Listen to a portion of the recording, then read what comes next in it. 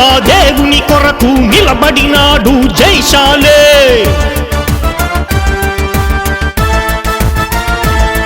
తన తరము వారికి సేవ చేయుటకు పుట్టించినది దేవుడే.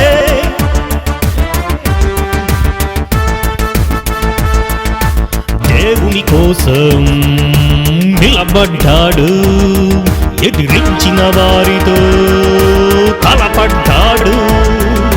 క్రీస్తు సామ్రాజ్య రథసారథి జయశాలే, తన కాడి మోయుటకు తరములోనికి వచ్చాడు.